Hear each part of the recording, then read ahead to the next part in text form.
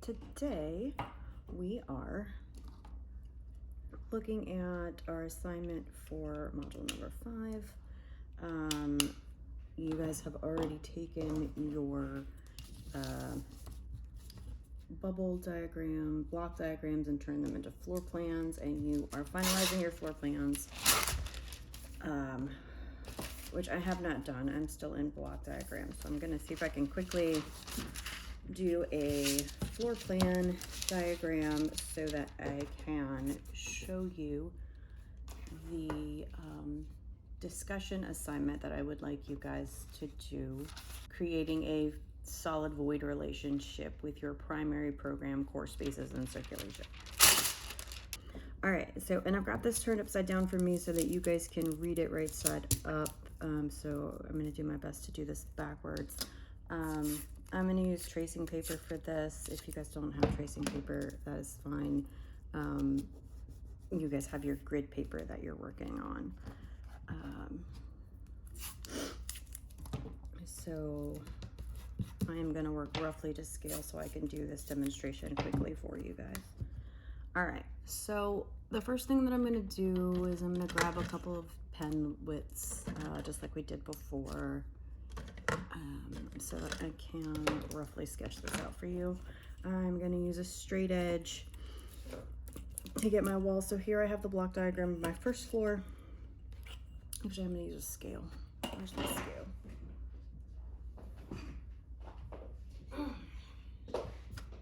All right, we're working at 8th scale here.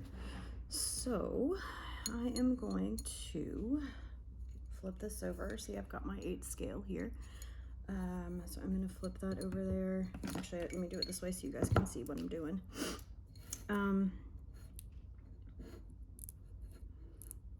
I am just going to start dimensioning things out. So I'm gonna start here. I'm gonna make this 14 feet to here, and we'll go 12.5 feet to here. I'm gonna add a 1/2 foot to everything because that's gonna be my wall width. So I'm gonna use a 6-inch wall width for simplicity. I'm gonna do another 12.5 feet to here, and then this last one will be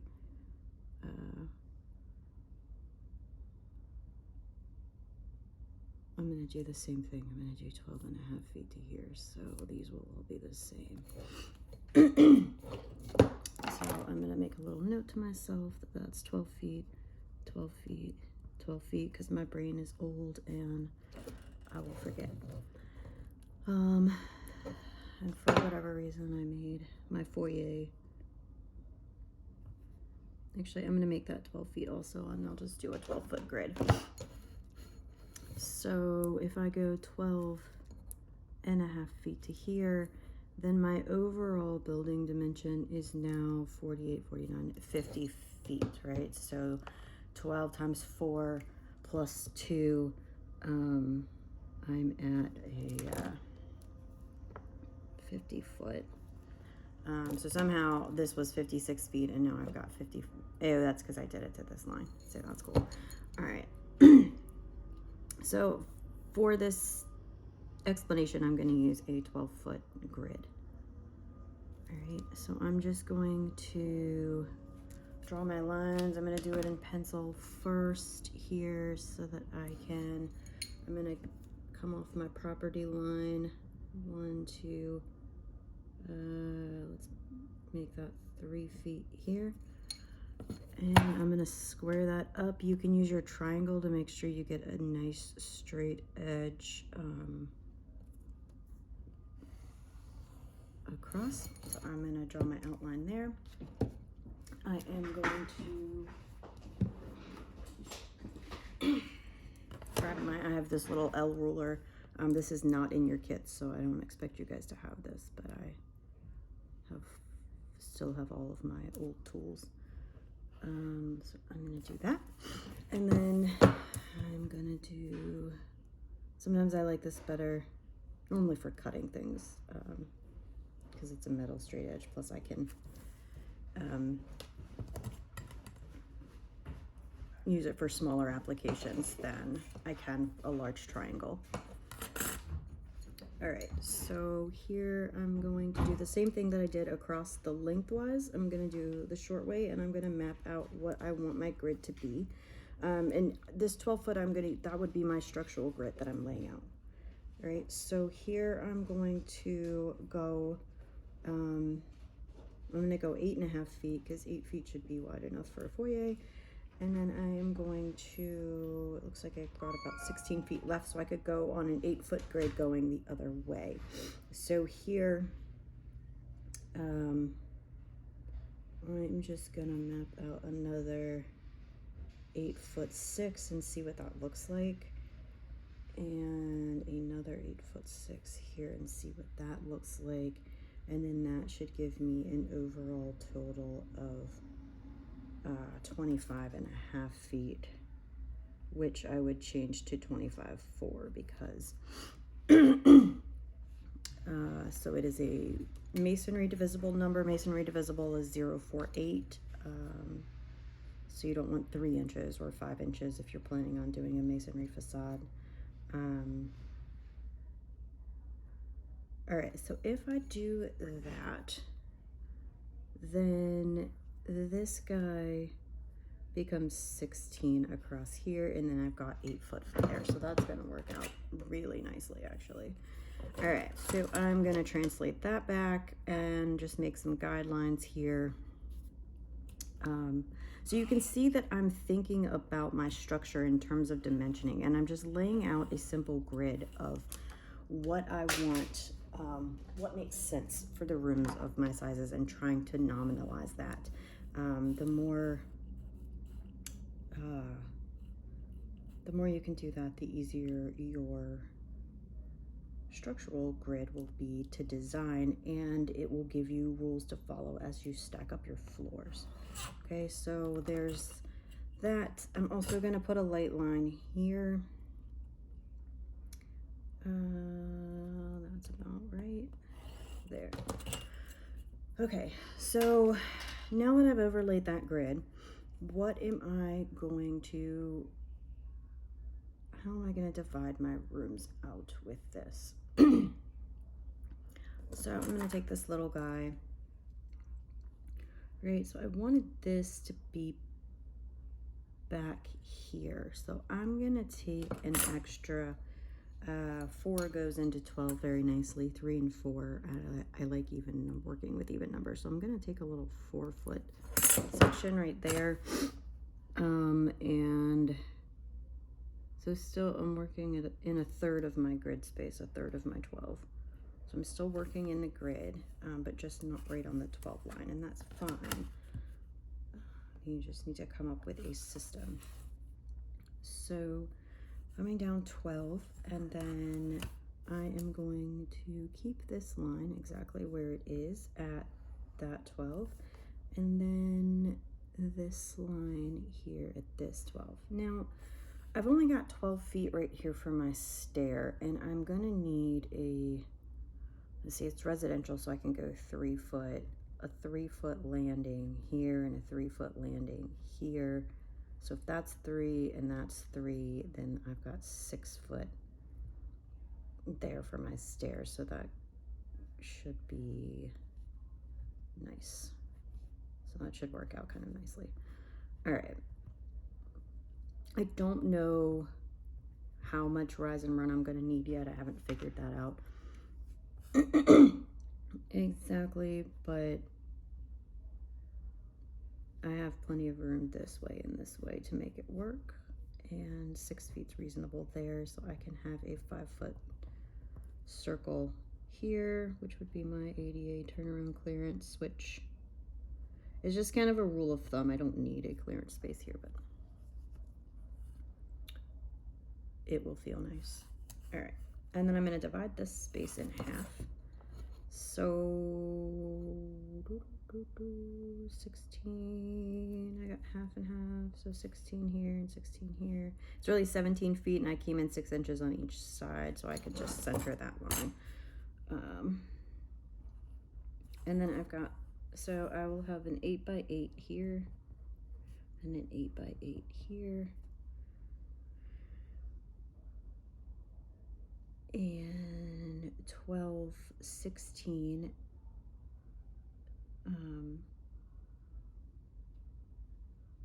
So I'll have a 16 by 16 living room here, right? Because I did 8 and 8, and then I did 12 and 4. And then I have, sorry, I'm supposed to be writing upside down to you guys, aren't I? And I'm not doing that. My dining room is going to be 12 by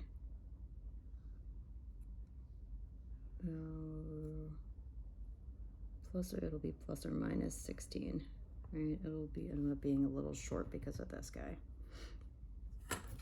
But you see my 8-foot line right here is coming across. So that is going to be an actual wall. That is going to, let's just call that the stair for now. It may encroach some more, but that's fine. And then I'm gonna actually have a mudroom here. That is going to be in 8 by 12.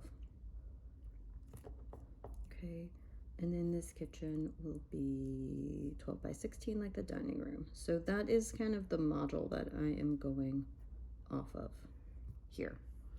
Okay, so now that I've got that figured out, I can go ahead and draw in my walls and draw in my windows wherever I think they might be. And I'm just gonna draw something kind of generic for this exercise. Actually, I'm in a template where I want my doors and my windows. So I want this to be an opening here. And I've got this at a 60-degree angle, and we're gonna keep that.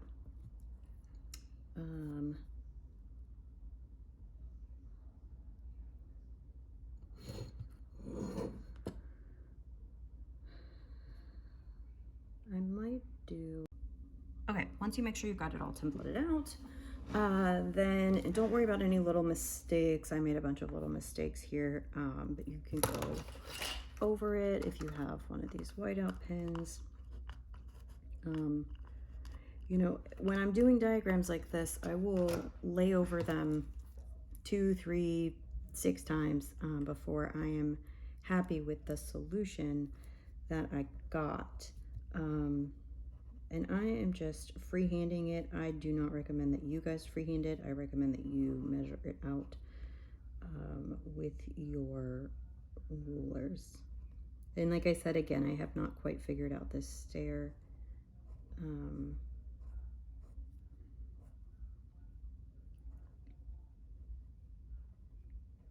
Which, if you need help figuring out your stairs, we can talk about that in class this week. We should talk about that.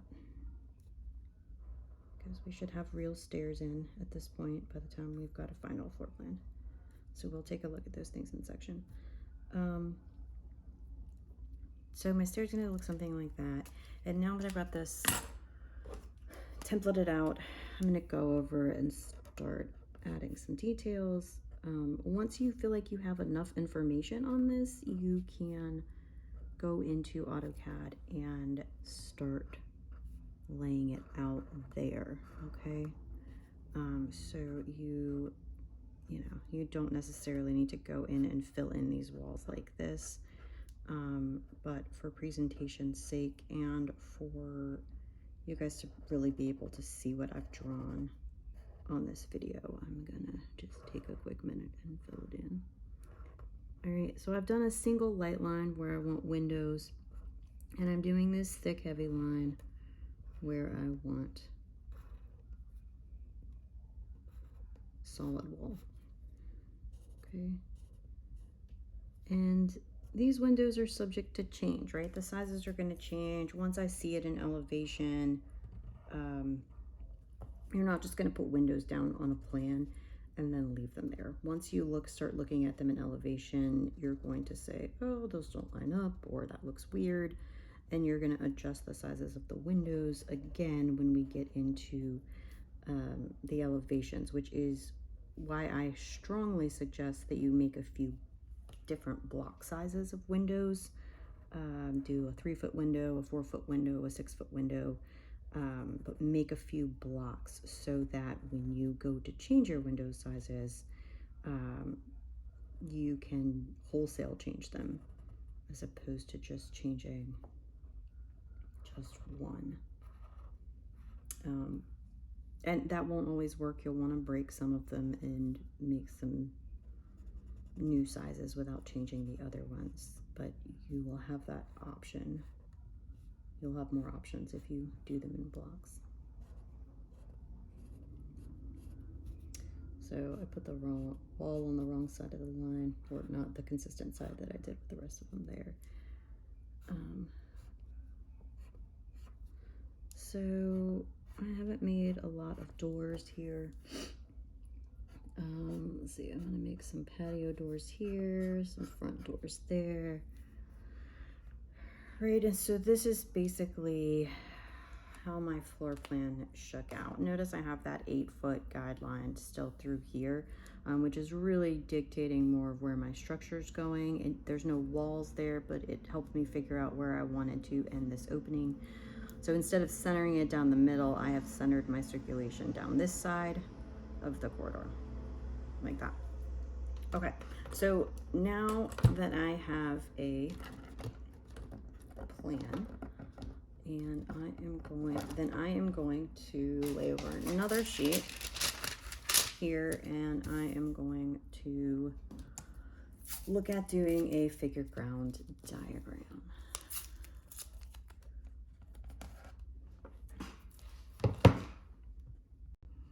Okay, I've taped my paper down and I've started a legend here. I decided to do this in pencil because I think that's the best way to show the overlap. So for my primary spaces, I'm going to leave those white. For my core spaces, I am going to do a diagonal hatching. And then for my circulation spaces, I'm going to do a cross hatching so that the layers will get darker. So these things will overlap each other. So I have a clear core group of space right here.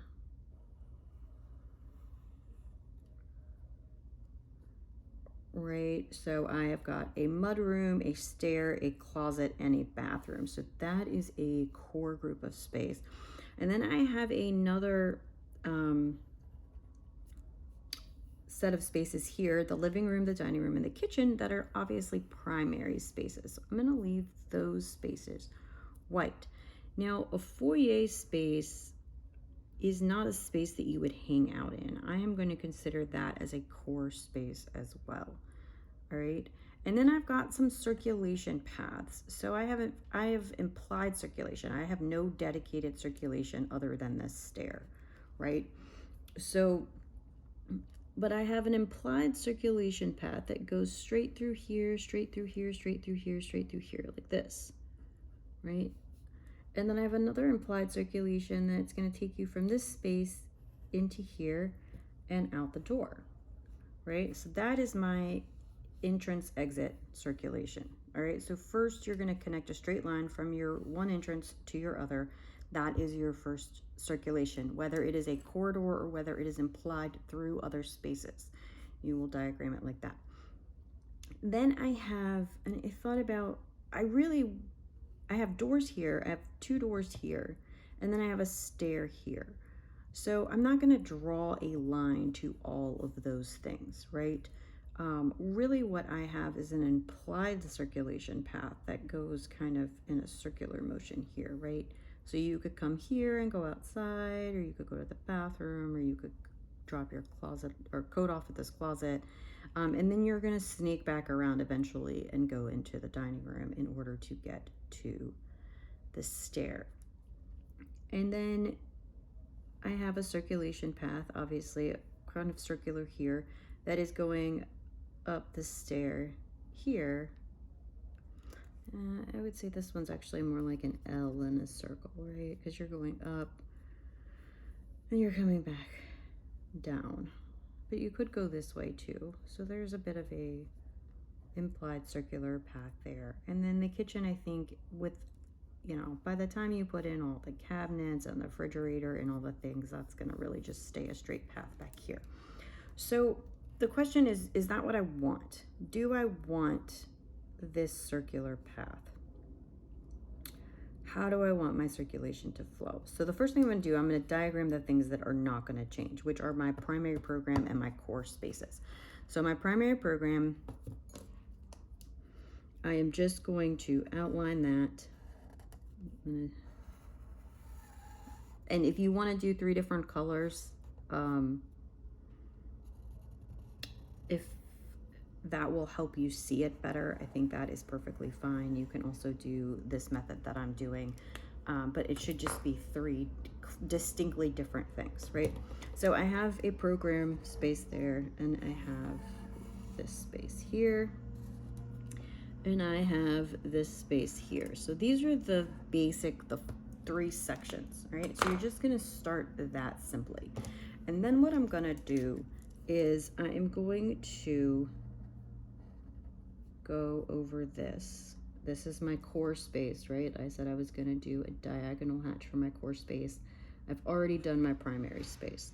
So I am going to very carefully draw diagonal lines across this entire thing. So see, if you wanted to do colors, like if you have highlighters or something and you just wanted to scribble it in solid, that would take a little less time. But for the purposes of this demonstration, I think this is going to be more clear for you guys to understand. All right, so we're talking about solid void relationships, figure ground relationships, right? So just like we did the site plan, you want to have a dark space and a white space, right? So my core space is my dark space, my program space is my white space. Okay, if you did it the other way, if you did the program space as your dark space and your core space as your light space, I'm not sure that I'm not sure that I gave specific which way I wanted you guys to do that in the directions. So I honestly recommend doing it both ways, doing it one way and then reversing it and doing the other way to see what you can see. Okay. And then I'm going to do the same thing with this space.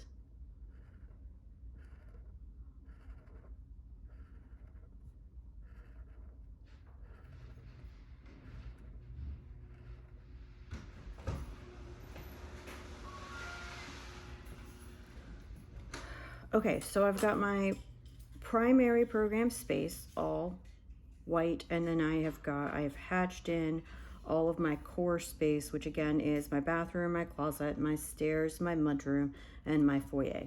So now what I'm looking at is overlaying my circulation on top of that. And some of you might have actual corridors where your circulation is very clear. This plan does not have any circulation. So the way that you would do that is we have our main circulation path that is not really going to change. So I'm going to start with that. And what I'm going to do is I'm literally going to overlay that on top of the rest of my program space. Okay, so I am going to sketch that in right on top of everything that I've already drawn. And I'll use something that's roughly 3 foot wide, right? Like a regulation circulation path to show this. Yeah, because it's not a whole room, it's an implied circulation. Okay, so I'm gonna draw that like that. I'm gonna take it out, put some little arrows on it. All right. So I don't know that I like this circular circulation path that I've got here.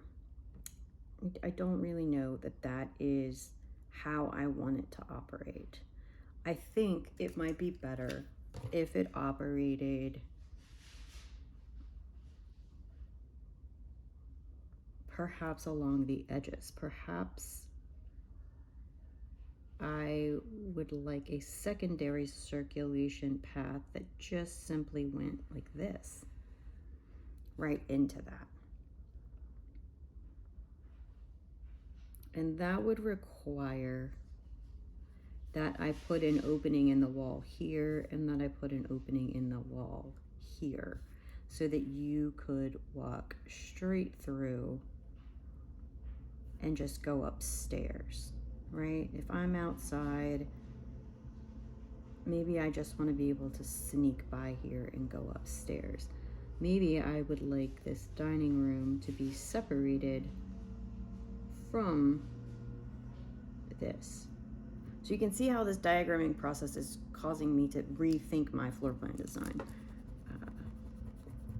which hopefully it will do for you guys as you think about what makes sense for your circulation path.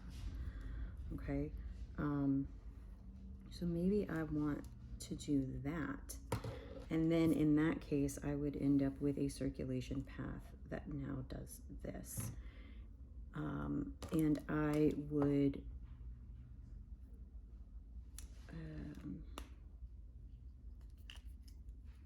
then draw, and I know this is not centered on the door, but that is fine. It's still going to be implied. And I want to do a secondary circulation path that goes here. So now I have access, right, to all these rooms. I have access up the stair, and I have, again, access to this. And then this is my exterior. Okay. And then, right now, instead of having a loop in here and a loop in here, I now can have one giant loop of circulation throughout my house. And that seems efficient to me, right? I can have furniture here and here all along the walls. I can have nice uninterrupted living space here and here. And then I don't have to sneak through my rooms like this. So yes, I like this plan. This is what I'm gonna do. So I'm gonna go back, and remember my circulation is now a crosshatch pattern, right? And I purposely did that so that the circulation is more dense, so that when I go over top of things, I'm adding and not subtracting. Okay, so I am going to diagram my circulation right on top of this. Okay, so really what I've done is a figure ground and a circulation. So what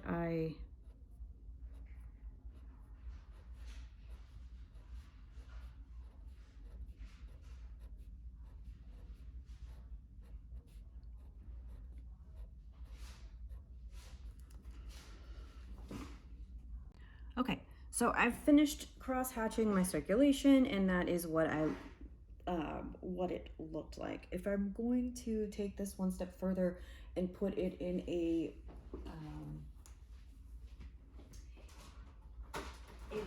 very clear diagram form, I'll show you what that looks like quickly as well.